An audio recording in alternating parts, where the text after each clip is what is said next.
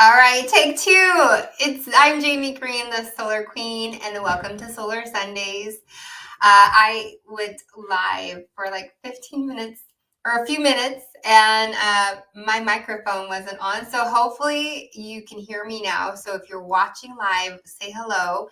If you have questions and you're watching the replay or you're watching later on, just put questions in the comments and I'll come back and answer them. So today, I helped two homeowners go solar. Like it's like the 11th hour. I am not no more NEM 2.0 as I know it for all of my installers here in California. I submitted two projects today, and they are hopefully fingers crossed going to get locked into NEM 2.0. So if you're watching, please let me say hello in the comments. And if you can hear me or if you can't hear me, please let me know because I went live and no one could hear me. So I deleted those because no one wants to watch a muted video. So I want to talk about so now what with NEM 3.0. Hello, Dwayne. Thanks for letting me know that you can hear me, and thanks for watching on YouTube. I appreciate it. I help homeowners throughout the United States go solar. So it's not just California. I tend to help a lot of Californians because I live here, but also because we have some of the most expensive utilities in the nation. So for those who live in states where you're paying 16 cents a kilowatt hour, 17, 18, 19 cents a kilowatt hour, when I first got started in solar, thanks for letting me know, Dwayne, that you can hear me. I appreciate that. My mic was muted in my previous live stream, so we're starting over. I guess, technology, sometimes I keep it muted. I don't know why, but anyways, I'm here now. So going back to, when I first got started in helping homeowners go solar, we were at 16, 17 cents a kilowatt hour. In fact, when we first got our first solar system, that's the rates we were at. And now today, on average, the rates have gone up 20 cents in the last 4 years. So what's that? 5 cents a year average,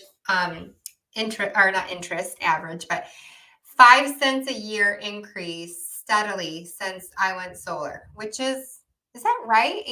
18 to 38 cents a kilowatt hour. So hello, Pradeep. Nice to Pradeep.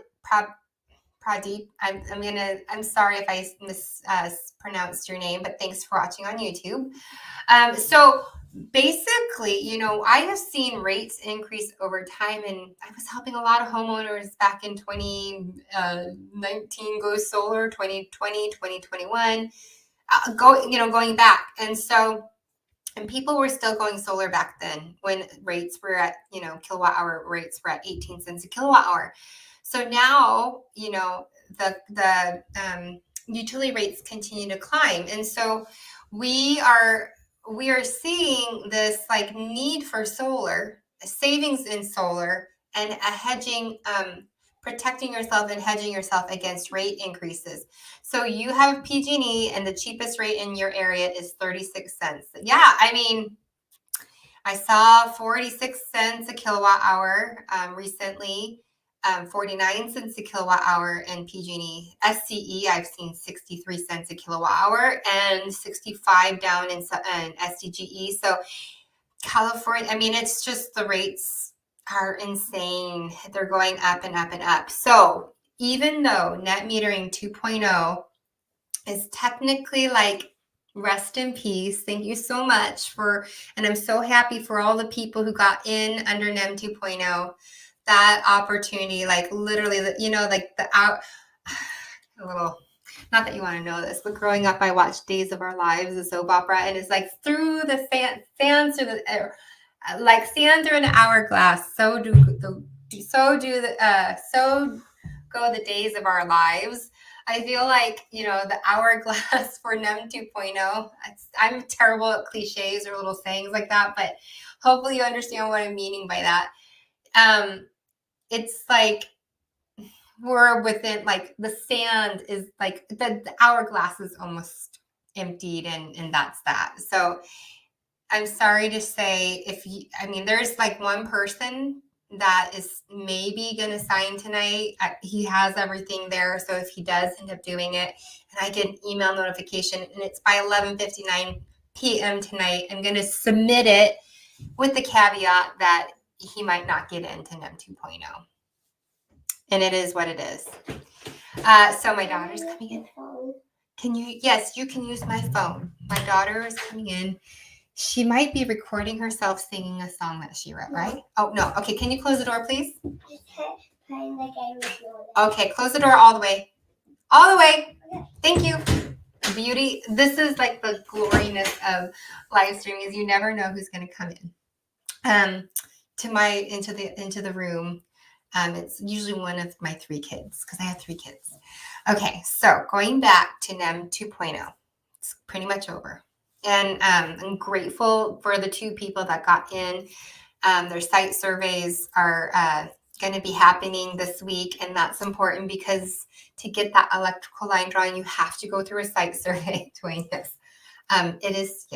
It happens. But you know what? They have been watching me help homeowners go solar for the last 4.5 years almost.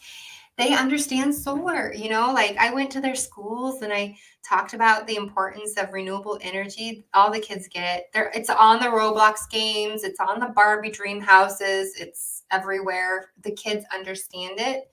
But still, believe it or not, some people still don't understand solar. And that is okay. That's why I talk about it. I talk about solar a lot.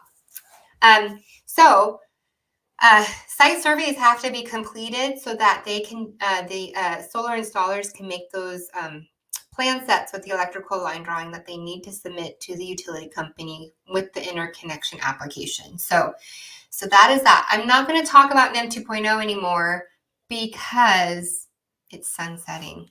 And my family and we are going on vacation for spring break. And if you try and reach me, it must be an emergency. That's so cool. Enjoy it. They grow up fast. They certainly do. We are going to be on vacation and it's a much needed one. And for the first time, probably in 4 years, it's going to be a completely, hopefully unplugged vacation where I'm not checking my emails. I'm not, all that. So it's going to be good because it's been a huge push to get as many people in under NEM 2.0 in the last 7 weeks, I guess since mid-February, because I was at a conference and helping a lot of people. And, everyone has the same concern. Am I going to get locked in? Am I going to get locked in? As long as the application is in with your utility company and they've accepted it, then we have 3 years. We have time to get everything installed and the final inspections completed so that we can get you approval or interconnection permission to operate, aka PTO, not paid time off, but permission to operate. There's leeway there. But for everyone else, as soon as I get back from my vacation, everyone going forward for Californians will be NEM 3.0. And here are some things that you're going to need to know about NEM 3.0.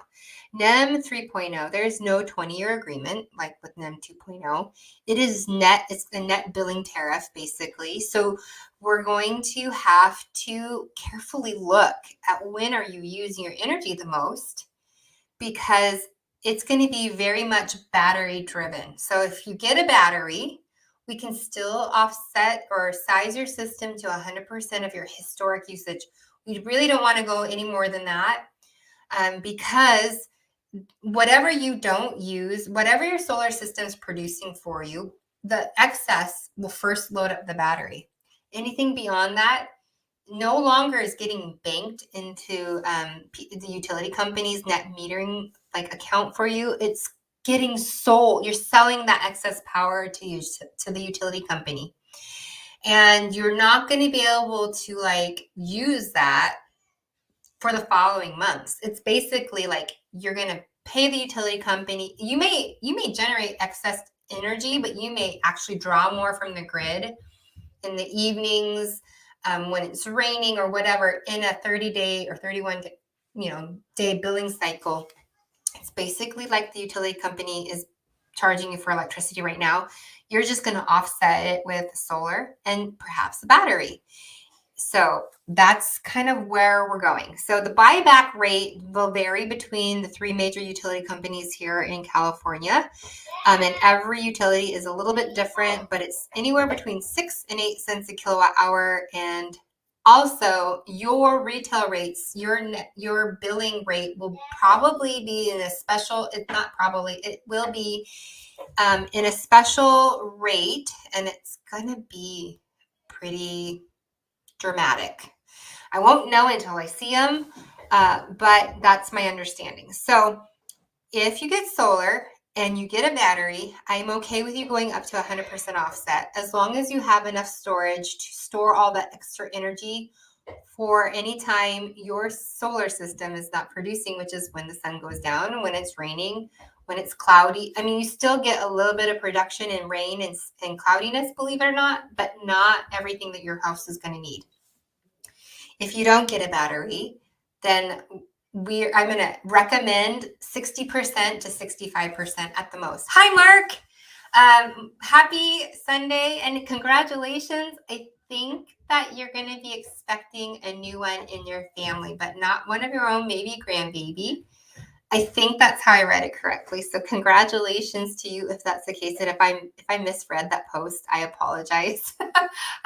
I think maybe one of your daughters is having a baby, which is awesome. And I think you live in New Jersey. Yes, thank you. New Jersey, New York area. You actually live in a state where if you're in both of those, there's a lot of rebates for going solar. Unfortunately, there are no rebates in California. Those rebates from California gone long time ago. But being that Mark lives on the East Coast, I can help people on the East Coast go solar. I can help people in the South.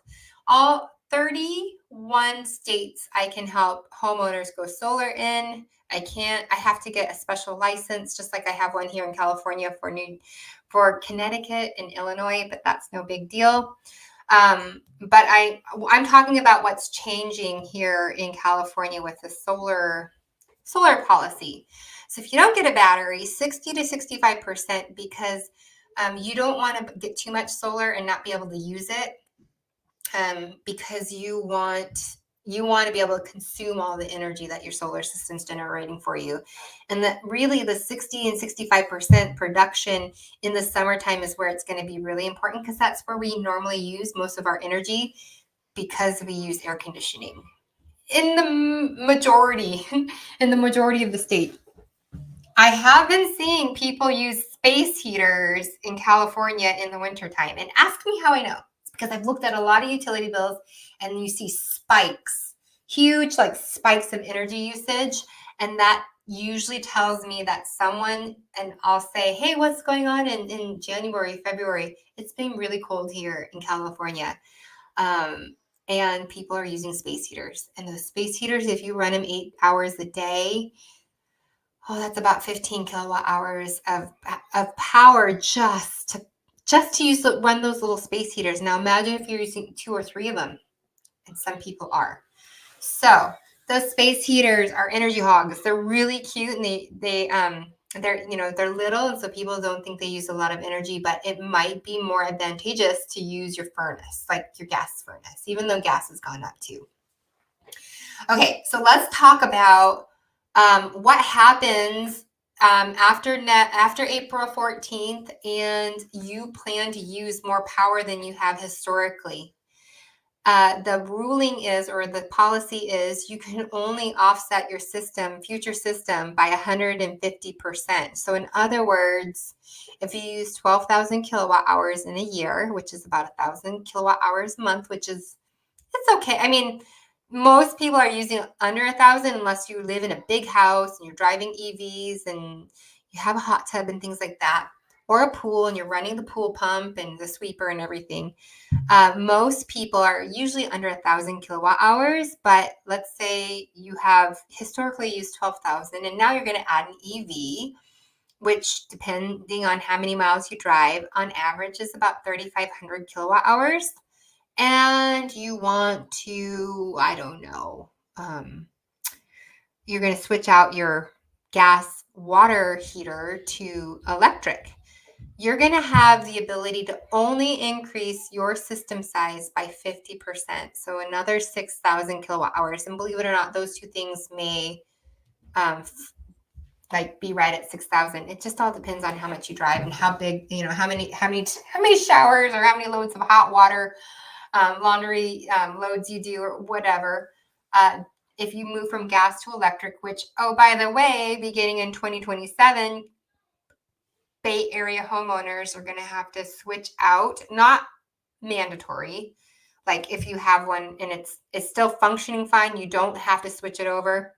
But if you have to replace it, those appliances that are gas, at least for the water heater, beginning 2027 has to be replaced with an electric water heater. So your energy usage is going to go up. In 2029, the furnaces, if your furnace just stops working and you're living in a cold house, you're going to have to replace it with a heat pump or an electric heater, and your furnace and your energy usage is going to skyrocket. So I'm not saying don't do it and don't be compliant, but if some of your appliances are kind of getting dated and you're not yet solar powered, or you didn't plan for it, or even if you planned for it and you did 150% offset and it's not enough, you might want to switch it out to gas right now and extend your ability to use natural gas for the things that are natural gas with those two appliances alone are a little bit more energy efficient, unless you get a heat pump. Those are energy efficient, but you need enough solar energy to offset the heat pump. And we want to avoid the true ups if at all possible because of net billing. You're going to be buying back power at retail rates for whenever your solar system isn't generating power for you and if you don't have a battery. So we have to be really smart about how we size your system, when you use the energy, et cetera, et cetera. So that was a lot.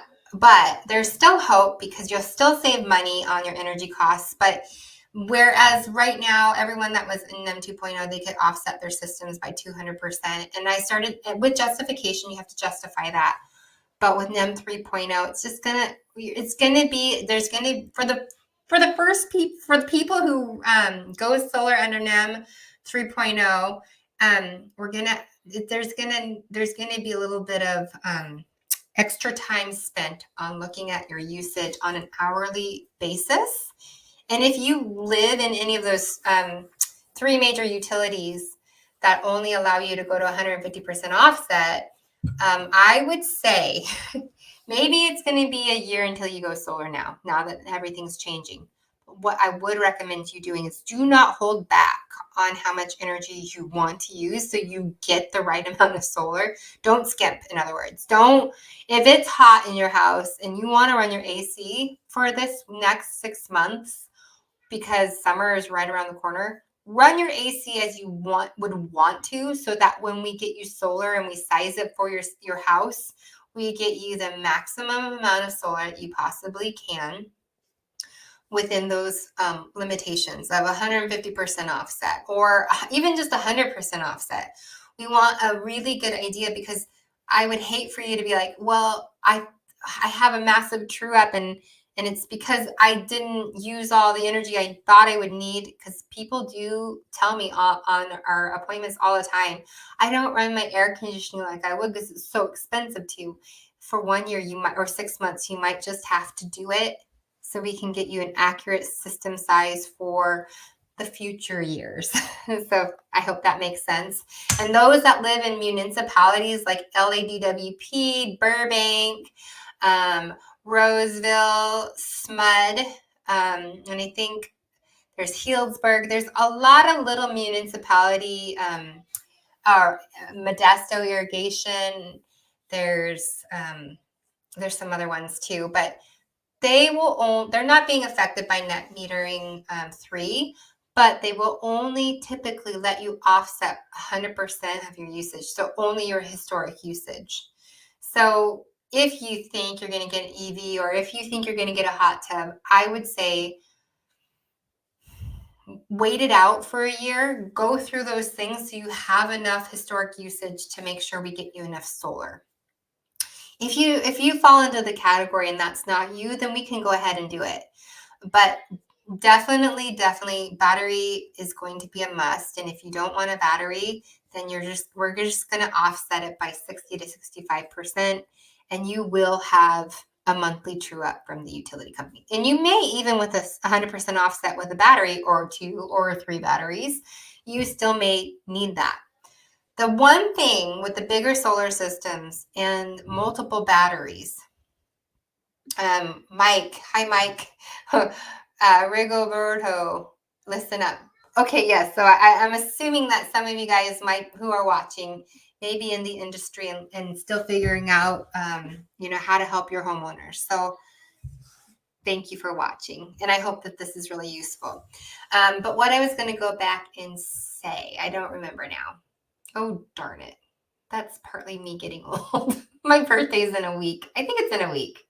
It's coming up very soon. And I'm getting older. But we do want to make sure that we size the systems properly so that you don't have massive true ups. Even with a battery. Oh, that's right. Here we go. Okay. Batteries require a certain amount of backfeed in your service panel. So, and I talked about the gas appliances that are going to be phasing out in the Bay Area. I don't know if it applies to the whole entire state of California, but it does for the Bay Area. The moment you have to switch those over to gas, you're going to be using more electricity. So there is a possibility that if you do that, or you add an EV, you're going to have a true up. But I want you to rest assured that even with solar and a battery, you're still saving money compared to what you're paying to the utility company, because the rates are going to keep going up. So for people who live outside of California and your states are still adopting solar and bringing awareness, like if I were to say, hey, all of you in New Jersey and New York, you have an SREC that you can get a state renewable energy credit for every 100 kilowatt hours or 1,000 kilowatt hours of solar you produce. You're going to get back, say, just going to put out an arbitrary number, $60 that you're going to get as a credit or rebate for generating solar for the state, for your home, but for taking that much energy off of the demand of the generation, generating the power.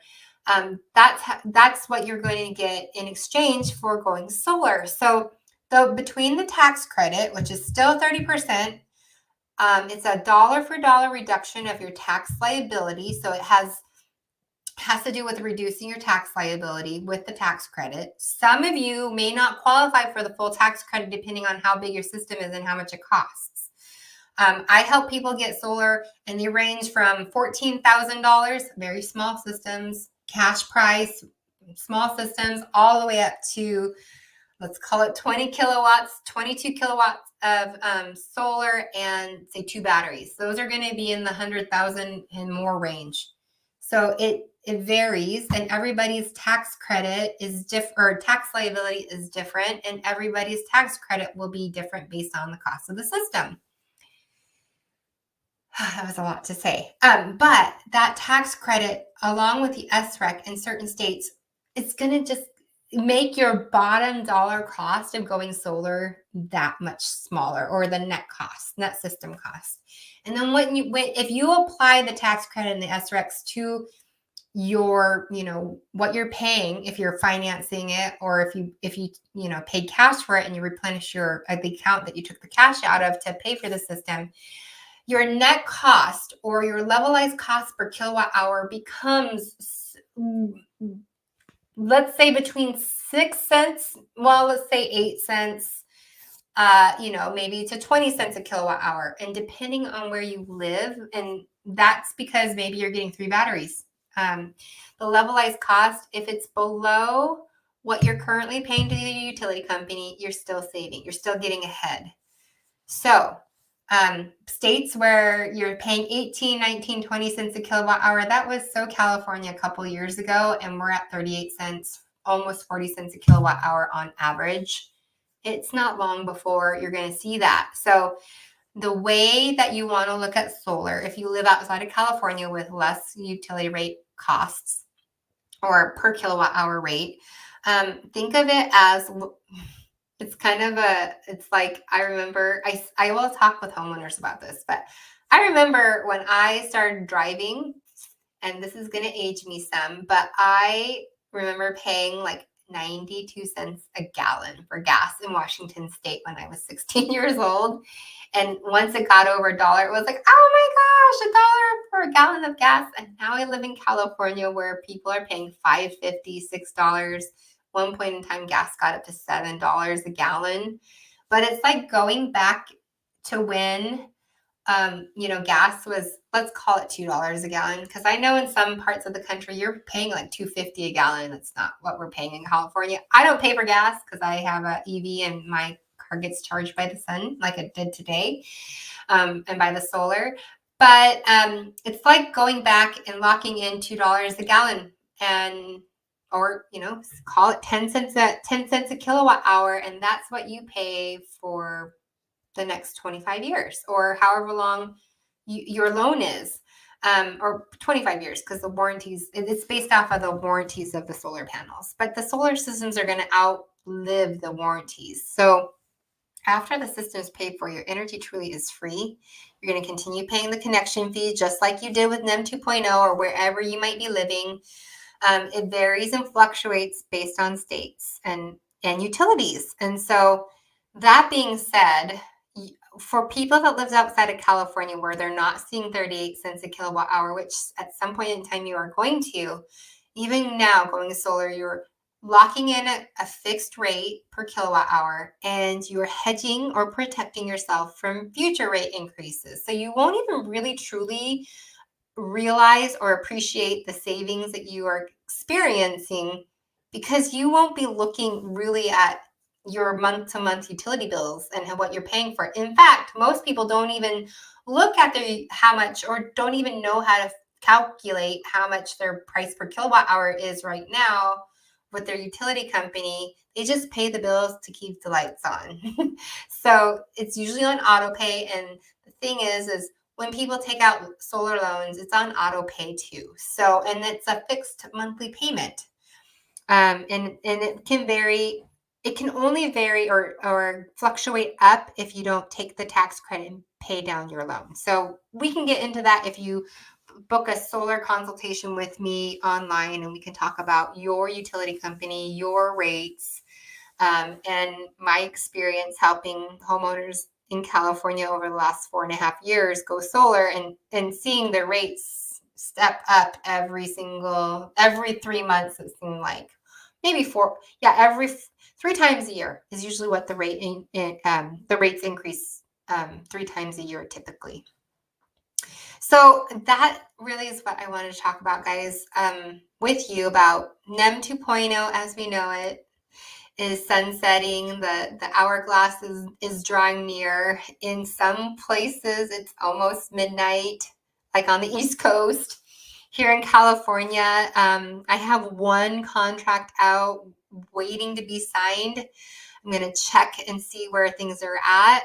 He was kind of contacted me like 2 days ago, to get everything taken care of. So we will see if he signs it, and if he does, I'll submit it. And then the goal is to get the site survey done so he can get his net metering application in with PG&E. But going forward, solar is going to look a lot different in California. But again, like I was just talking about, you're still going to save money even with solar and with a battery and with the utility. Because just think about that. If you don't go solar and you don't get a battery in California, you're still paying 100% for your energy and whatever it is that the utility company is charging you for. So we're going to go and look and see how much solar you need, if it makes sense for you to get a battery, if the electrical panel, that's what I was going to talk about and then got sidetracked.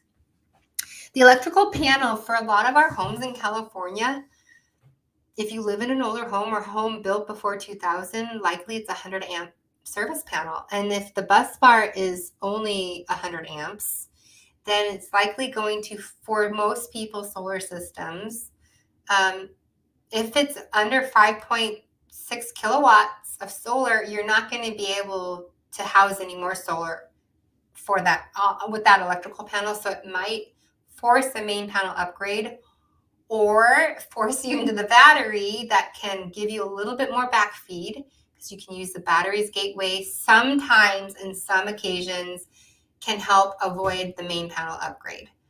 There are times when the electrical is underground and underground fed and very close to the gas meter. I'm talking if it's within 3 feet of the electrical meter. The gas meter is within 3 feet of the electrical meter. The electrical panel would then have to be relocated.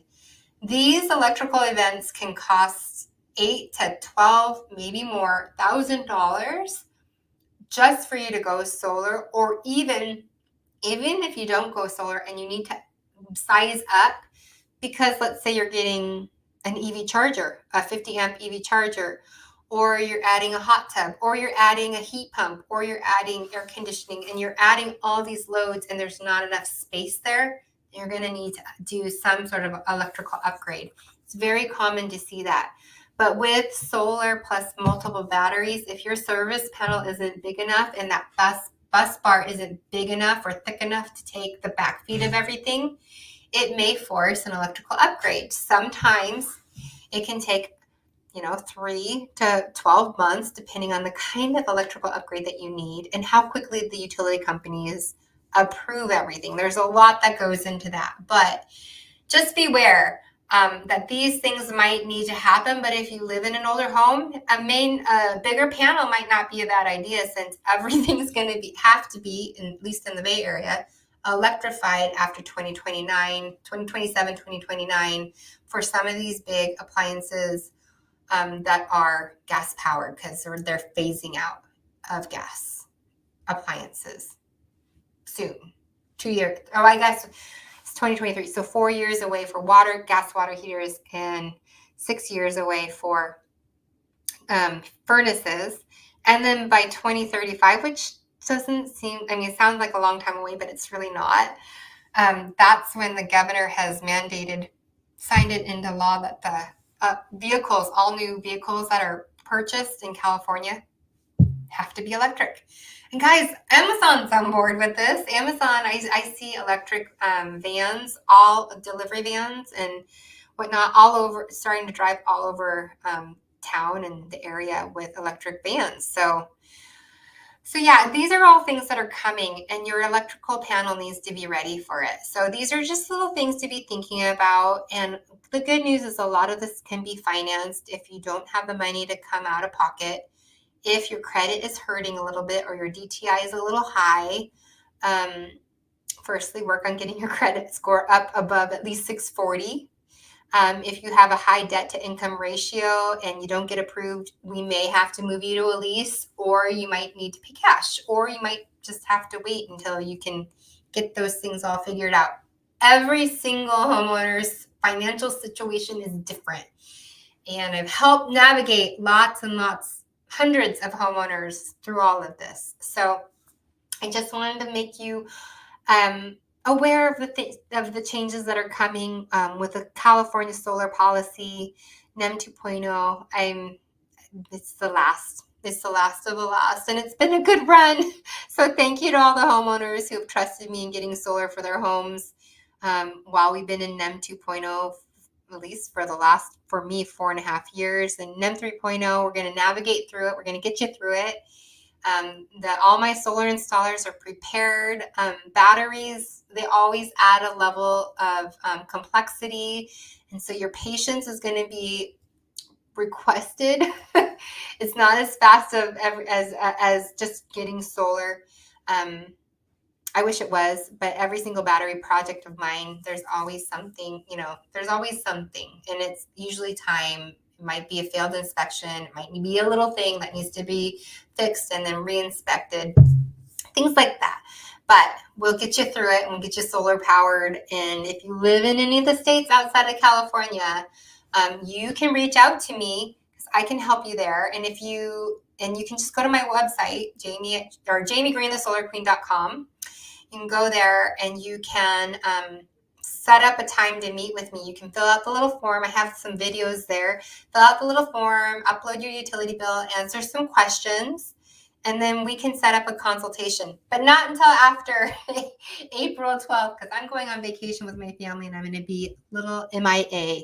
So I won't be taking any appointments there, but you can certainly get on my schedule after that. And if you have a business or a commercial industrial building that you're wanting solar and a battery and sometimes storage too for offsetting demand charges, or in California, and you want to get it going, you can also reach out to me this way too, because I do help businesses go solar as well. So that is it, guys. I don't have anything else to say except for I hope you have a wonderful night. Happy April. Happy April 2nd. And I will talk to you guys later. Thanks so much for watching, and take it easy. Bye.